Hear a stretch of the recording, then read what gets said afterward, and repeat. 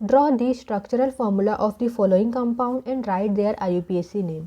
सो यहाँ पर हमने जो कंपाउंड लिए हैं इनका स्ट्रक्चरल फार्मूला ड्रॉ करना है और साथ ही साथ इनकी IUPAC नेमिंग भी करनी है। तो पहला कंपाउंड है क्लोरोफॉर्म। अब यहाँ पर देखिए, यहाँ पर आपको ये जो फॉलोइंग कंपाउंड है इनका मॉलिक्यूलर फार्मूला आपको पता होना चाहिए। जब इनका मॉलिक्यूलर फार्मूला पता होगा तब इनका स्ट्रक्चरल फार्मूला आप इजीली ड्रॉ कर सकते हो। सो क्लोरोफॉर्म का मॉलिक्यूलर फार्मूला होता है CHCl3। तो यहाँ पर एक कार्बन है, तो सबसे पहले एक कार्बन को ड्रॉ करेंगे। देन नेक्स्ट यहाँ पर एक हाइड्रोजन है, सो एक हाइड्रोजन और 3 क्लोरीन है, so 3 chlorine. So this is the structural formula for chloroform. Then next अब इनका IUPAC नेमिंग भी कर लेते हैं। तो यहाँ पर देखिए, यहाँ पर प्रेजेंट है halogen group, that is chlorine group, और ये जो हेलोजन ग्रुप होते हैं वो सब्स्टिट्यूएंट की तरह एक्ट करते हैं।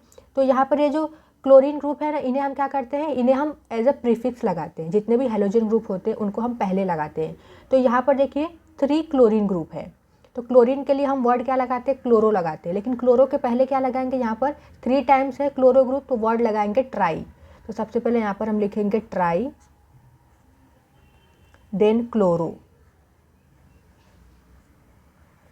देन नेक्स्ट अब यहाँ पर पेरेंट चेन क्या होगा, तो पेरेंट चेन में एक ही कार्बन है, सो एक कार्बन के लिए वर्ड रूट क्या आ जाता है, मेथ। अभी यहाँ पर देखिए, जब भी कंपाउंड में एक ही कार्बन हो या फिर कार्बन कार्बन के बीच में सिंगल बॉन्ड हो तब हम सफिक्स क्या लगाते हैं, एन लगाते हैं। तो यहाँ पर आ जाएगा एन। सो ये जो कंपाउंड है इसका IUPAC नेमिंग क्या होता है, ट्राई क्लोरोमीथेन।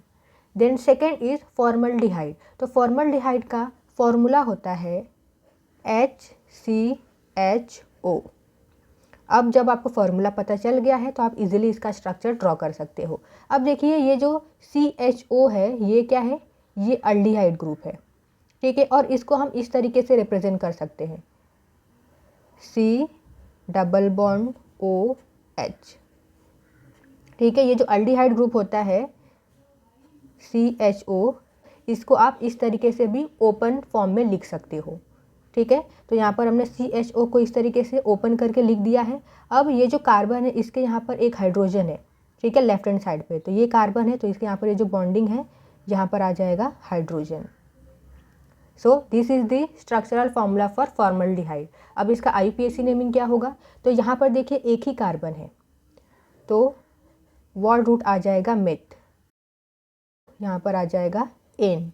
अब ये जो फंक्शनल ग्रुप है अल्डिहाइड, अल्डिहाइड के लिए हम सफिक्स लगाते हैं अल, सो यहाँ पर आ जाएगा अल। सो इस कंपाउंड का IUPAC नेमिंग क्या है, methanal. Then third is formic acid. Formic acid का फॉर्मूला होता है HCOOH। सो यहाँ पर देखिए, ये जो COOH है ये क्या होता है, फंक्शनल ग्रुप होता है कार्बोक्सिलिक एसिड। तो सबसे पहले इसे हम ओपन करके लिख देंगे। कैसे लिखते हैं, देखिए C डबल बॉन्ड OOH। तो COOH को हमने लिख दिया। अब यहाँ पर इस कार्बन की ये साइड एक हाइड्रोजन है, तो यहाँ पर आ जाएगा एक hydrogen. So this is the structural formula for formic acid. अब इसका IUPAC नेमिंग क्या होगा, तो एक कार्बन है, सो आ जाएगा मीथेन। देन ये जो कार्बोक्सिलिक एसिड है इसके लिए सफिक्स लगता है oic acid, so oic acid. So इस कंपाउंड का IUPAC नेमिंग क्या है, methanoic acid. Then fourth one is acetic acid. So acetic acid का मॉलिक्यूलर फार्मूला होता है CH3COOH। तो यहाँ पर देखिए COOH को हम सबसे पहले ड्रॉ कर लेंगे इस तरीके से ओपन करके, that is COOH। Then next अब यहाँ पर क्या आ जाएगा, तो यहाँ पर देखिए एक और कार्बन है, तो यहाँ पर आ जाएगा एक और कार्बन, और इस कार्बन से 3 हाइड्रोजन अटैच है।